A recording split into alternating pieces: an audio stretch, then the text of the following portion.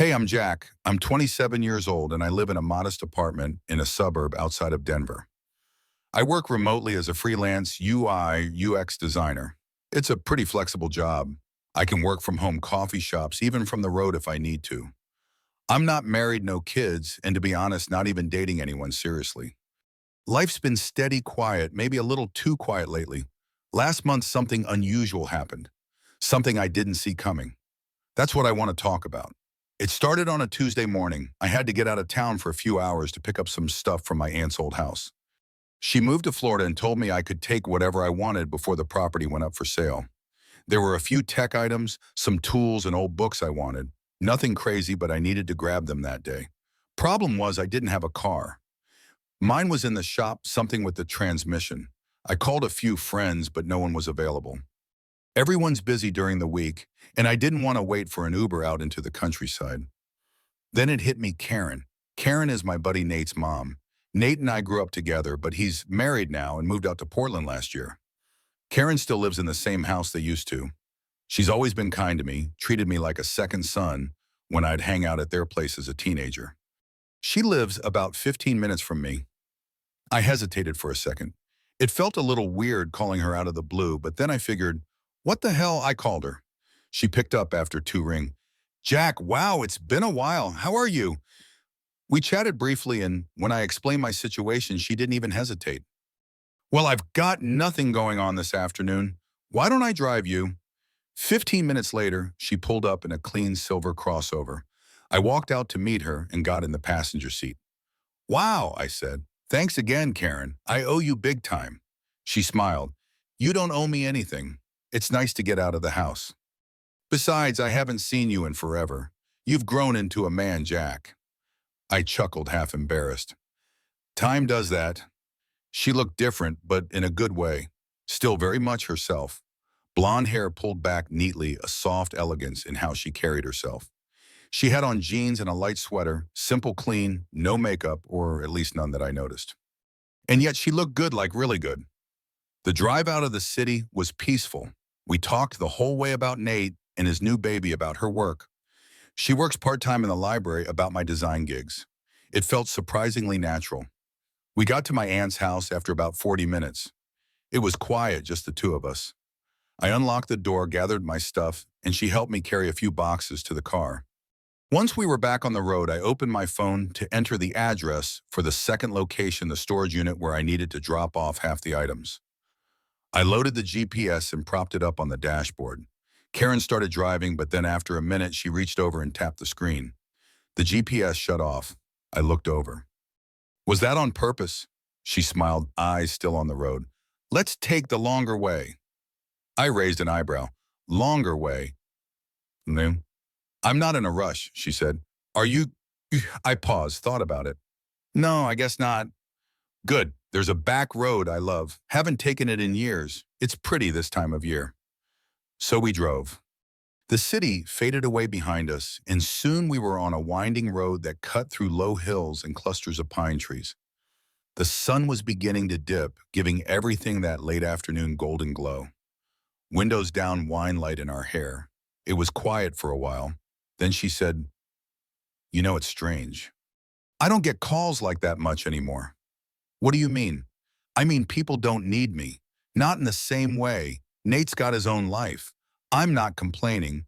I'm happy he's happy, but it felt nice that you called. That caught me off guard. I looked at her, but she was focused on the road. I didn't mean to bother you. You didn't? She said quickly. Not at all. It was nice. We talked more this time about lonelier things. She told me her ex-husband hadn't called in years, that dating in her 40s felt like a strange game she didn't understand anymore. I told her how exhausting dating apps were, how hard it was to meet someone who wasn't faking it. There was a strange comfort between us. Nothing awkward, just calm honesty. By the time we reached the storage unit, the sun was already behind the trees. We dropped the boxes off together, locked up, and headed back to the car. I could feel something shifting in the air between us, but neither of us said a word. We just got in the car and kept driving. We got back on the road just as the last bit of sunlight dipped behind the horizon. The sky turned that dusky blue that only lasts 10 or 15 minutes before full darkness sets in. The headlights illuminated the narrow two-lane road ahead, and the soft hum of the engine was the only sound for a while. Karen adjusted the air vents, leaned back slightly in her seat, and looked relaxed, content. I looked over. "Thanks again for doing all this. I know it's out of your way." She smiled. "Like I said, I don't mind. It's nice not to have a plan sometimes." I nodded. "Yeah, you don't get that often." We passed a sign for the freeway entrance, the road we would have normally taken back to the city. Karen drove right past it without even slowing down. I hesitated. That was the turn. She didn't look at me, just kept driving. "I know," she said casually. "We're not going that way." I looked at her. "No," she gave a slight grin. "No, this road loops around. It'll take us back eventually." I blinked. "You sure? I mean, GPS is kind of useful for a reason." She leaned forward and tapped the center console screen again, where the GPS had been running earlier. "No GPS," she said. "I know this route. We'll take the longer way." Something about how she said that made my chest feel tight, not in a bad way, in a way I couldn't quite explain. I tried to play it cool. "Okay," I said. "I trust you." "Good," she replied. We drove through a more rural stretch, long open fields, quiet houses set far back from the road. Every few miles there'd be a mailbox, a dog barking in the distance. It was peaceful and weirdly beautiful. Karen turned on the radio to some old soft rock station. The volume was low, the kind of music that plays when the silence gets just a little too heavy. After a few minutes, she said, "You know what I remember when you used to come over after school? You and Nate would play those video games and eat everything in the fridge. I'd come home from work and there'd be cookie crumbs all over the counter." I laughed.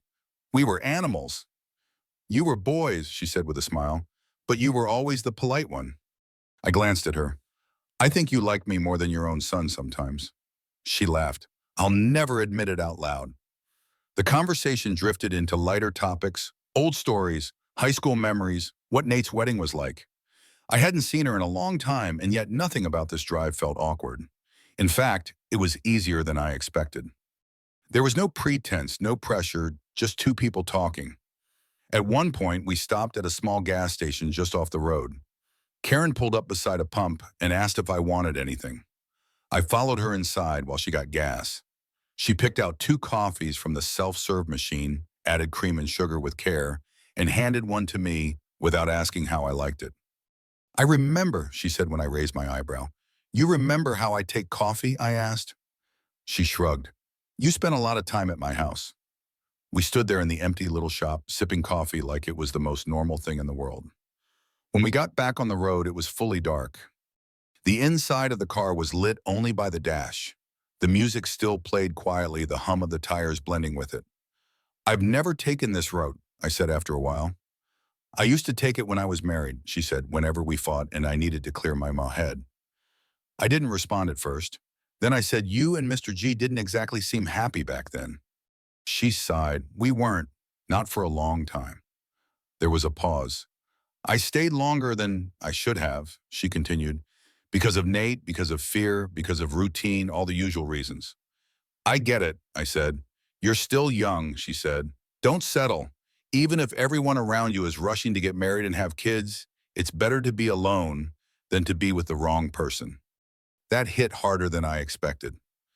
I looked at her again, and in the soft glow of the dashboard lights, she looked thoughtful. Not sad, not bitter, just honest. "You ever feel lonely?" I asked. "All the time," she said without hesitation. "But I don't regret choosing peace over chaos. I've learned to enjoy my own company." I nodded slowly. "Yeah, I'm trying to get there." She glanced at me for a second. Her voice was quieter when she said, "You seem like you already have." We didn't talk for a while after that. The silence wasn't uncomfortable. It just was.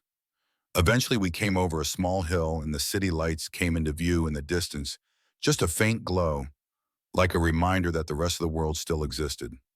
But in that moment inside that car, it felt like it was just the two of us floating through our own quiet bubble. Karen exhaled and turned down the music even more. "Jack," she said, "can I ask you something?" "Sure." "Why did you call me today? I was caught off guard. I mean, I told you I needed a ride, but why me? I hesitated, then said, honestly, because I knew you'd show up. She looked ahead again. That's a nice answer. We didn't say anything else after that. She drove the rest of the way in silence. And the truth is I didn't want the drive to end. We pulled off the road about 20 minutes later, somewhere on the edge of town. Karen slowed the car and turned into a small parking lot beside a scenic overlook I didn't even know existed. There was a little wooden railing, a bench, and beyond that a quiet lake reflecting the night sky. She parked, killed the engine, and unbuckled her seatbelt. I used to come here, she said, looking out the windshield. Sometimes just to sit, think, breathe. I looked around. I had no idea this place existed. She smiled softly. Most people don't. There was a long moment of silence between us, not heavy, just there. I wasn't sure if we were stopping for a reason or if she just didn't want to go home yet. Maybe both. I shifted in my seat. Do you want to get out? She nodded. Yeah, let's stretch our legs. We stepped out into the cool night air. It was early spring, crisp but not freezing, the kind of weather that wakes you up but still feels good on your skin. There were no other cars in the lot, no people, just us, a still lake, and the occasional sound of frogs in the distance. Karen walked ahead of me, stopping at the railing. I followed. For a while, we didn't talk. We just stood there sipping the second cup of gas station coffee she bought. The sky was clear, stars dotted across it, scattered like someone shook them loose from a box. She finally broke the silence. Do you ever think about how fast everything changes? I nodded slowly. All the time. She turned slightly toward me. 10 years ago, I was in that big house with a husband and a kid. Now the house feels too big, the husband's gone, and the kid has his own family. You still got your life, I said. You seem put together. Karen gave a quiet laugh. That's the trick, isn't it? Looking like you've got it together while quietly screaming into a pillow every night. I smiled. I think I'm still in the pillow screaming stage. She turned fully now, leaning back against the railing facing me. It's not a bad stage. At least you're honest about it. Her tone was so casual, but something about the way she looked at me made my stomach tighten.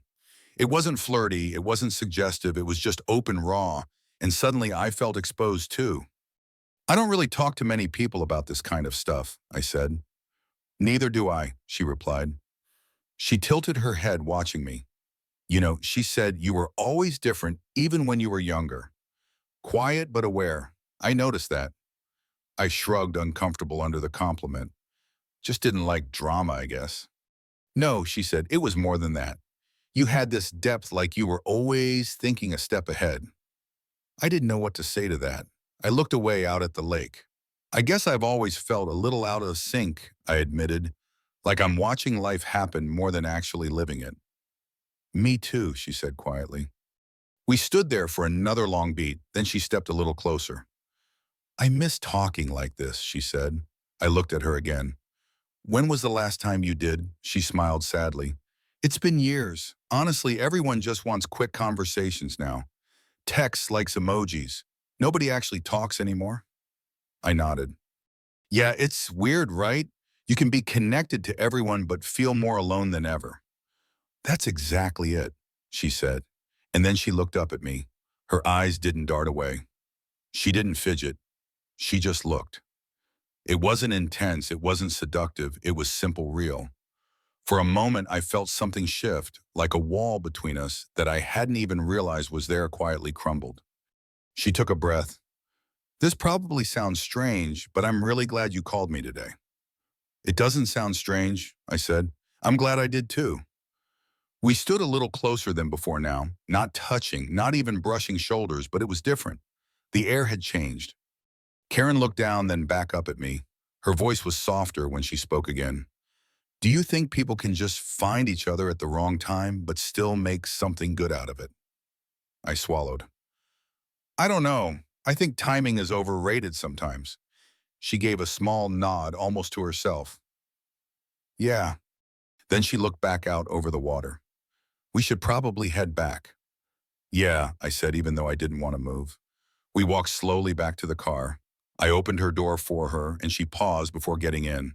She looked at me again, just for a second, like she wanted to say something more, but instead she just smiled and said, Thanks, Jack. I nodded. Anytime. She got in and I closed the door gently behind her. As I walked around to the passenger side, I felt that same strange mix of calm and tension, the kind that comes when something's about to happen, but no one's willing to say it yet. We drove off silent again for a while, but not empty, just holding something between us, something unspoken, something alive. We drove the rest of the way back with barely a word between us, not because there was nothing to say, but because the silence said enough. The kind of silence that feels electric. It hung between us like a shared thought no one wanted to break. The lights of the city grew brighter as we neared the residential streets. Karen turned down the music completely, keeping both hands on the wheel, her eyes focused ahead. I glanced at her once or twice. She looked calm, maybe even peaceful, but I could tell her mind was busy. So was mine. When we pulled up in front of her house, the driveway was empty, just like I remembered. The porch light was on. The same small wooden welcome sign still hung near the door, the one Nate made in sixth grade. She shifted the gear to park, but didn't turn off the engine. Well, she said, exhaling. That was longer than expected. I nodded. Yeah, but good. She looked at me. Really good. We sat there in the car for a moment, neither of us reaching for the door handle. Then she broke the pause. You want to come in? I've got tea or wine or just a couch. I smiled. Tea sounds nice. She turned off the engine and we both stepped out. The night air had cooled down more, but I barely felt it. Everything around me felt muted slower, like I was moving through something heavier than air. Inside her home looked exactly like I remembered, clean, warm, and a little too quiet. There were a few more photos on the shelves now, mostly of Nate's wedding and her holding his baby, but everything else was the same. Neutral tones, a soft throw on the couch, the faint smell of lavender.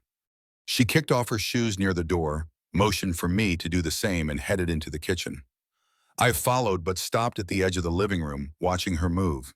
She moved with ease, like someone used to being alone, used to filling the silence with routine. You still like chamomile, she called out. Yeah, I replied. That never changed.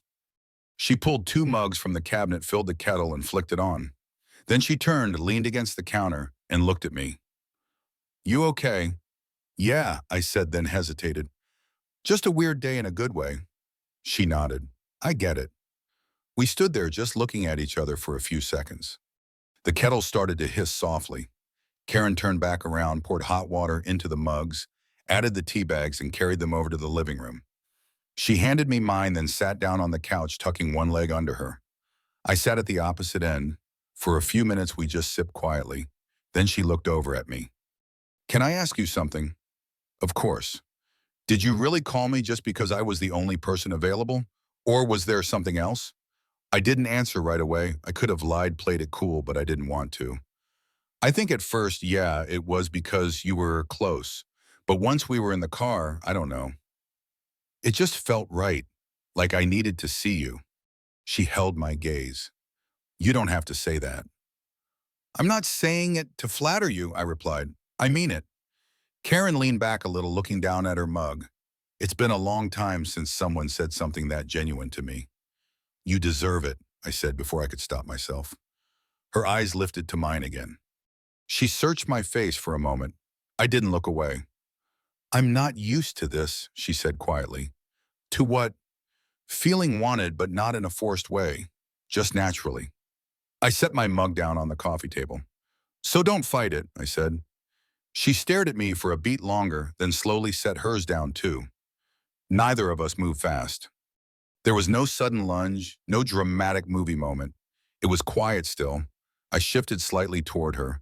She did the same, a slow magnetic pull, and then she kissed me softly, carefully, like she wasn't sure she was allowed to, but I kissed her back. It wasn't desperate. It wasn't planned. It just happened. Her hand rested lightly on my cheek. My hand found her waist. We stayed there, just connected for a few seconds that felt stretched out in time. When we finally pulled back, she looked at me with something between surprise and relief. I didn't plan that, she whispered. I know, I said. Neither did I. She smiled a little nervously. This is crazy. Yeah, I agreed, but it doesn't feel wrong. No, she said, it really doesn't. We sat back, not speaking for a while, just sitting there, letting the moment settle.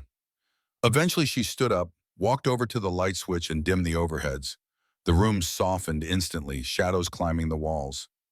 She turned back toward me. You don't have to go if you don't want to. I stood up too. I know. We didn't say anything else. I followed her down the hallway, not like someone chasing a night of passion, but like someone stepping into something quiet and new, something we didn't label, something that just was. There were no promises, no expectations, just a moment that neither of us saw coming, one that felt both impossible and completely natural at the same time. The morning after wasn't awkward. I thought it might be. I prepared myself for it, the silence, the uncomfortable glances, the we shouldn't have speech. But none of that happened. When I woke up, the house was filled with the quiet rustle of someone making breakfast.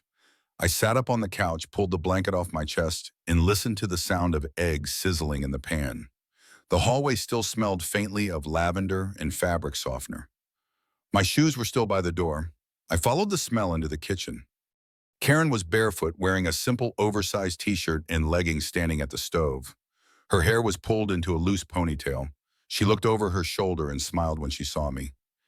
Hey, she said softly. You sleep okay? I nodded. Better than I have in a while. Coffee's in the pot. I poured myself a cup and sat at the small table by the window. Morning sunlight spilled across the countertop. It was such a normal moment, and yet everything had changed. She plated some scrambled eggs and toast, set them on the table between us, and sat down. We ate quietly for a few minutes. No tension, no panic, just two people having breakfast. I don't regret anything, she said, finally looking directly at me. I looked up. Me neither. She let out a breath. I thought maybe I'd wake up and feel guilty or confused, but I don't. I feel like something good happened. I smiled. It did. That was how it started, quiet, easy, undeniably real. We didn't try to define anything. We didn't rush to talk about it. But over the next few weeks, we kept seeing each other casually, naturally. Sometimes I'd drop by after work. Sometimes we'd go for drives like that first day, windows down, no GPS, no real destination. It wasn't a relationship exactly. There were no talks about where it was going, no obligations, but there was connection, consistency, intimacy, and laughter. God, I hadn't laughed like that in years. Karen was witty, sharp, grounded. She didn't play games. She didn't pretend. She said what she felt and listened when I did the same. And I realized something slowly. We were filling a space in each other's lives that had been quiet for too long. She'd been alone for over a decade, not in the she can't get a date way, but in the deeper sense, the emotional solitude, the one that doesn't show on the outside. And me, I'd spent years floating, dating people I didn't connect with, always feeling like I was looking for something I couldn't name. Turns out, what I was looking for was comfort. Not in a boring way, but in a way that feels like oxygen. We didn't tell anyone, not Nate, not friends, not even the neighbors. We kept it private, not because we were ashamed, but because it was ours. We both knew how it would sound. You're seeing your friend's mom. You're with someone 20 years older. But the truth is, none of that mattered. It wasn't about age or titles or how it looked from the outside. It was about how we made each other feel. Every time I showed up at her door, she opened it with that same soft smile. Every time I kissed her, it felt familiar, not forbidden. And every time we lay next to each other at night, the world felt quieter. A few times we talked about what it all meant. Do you think this will last? I asked once as we sat on her back porch with wine. She looked at me and said, I don't know, but I'm not thinking that far ahead. I like now. And I realized I like now too. We didn't try to squeeze it into a box. We didn't pretend it was some fairy tale. We just kept doing what felt right. It's been 4 months. We still see each other. Still no one knows. Nate came to visit last month and I played it cool. Didn't go near the house while he was around. Karen and I didn't even text those few days. We knew it was better that way. We've talked about telling him, but always come to the same conclusion. Not yet. Maybe never. It's not a relationship built on long-term dreams or plans. We don't talk about moving in or getting married or any of that. We don't need to. What we have is something softer, simpler, a space between two people who found something they didn't know they needed. Some nights I leave her house and go back to my apartment, and we don't talk for 2 or 3 days. No pressure, no neediness, just space.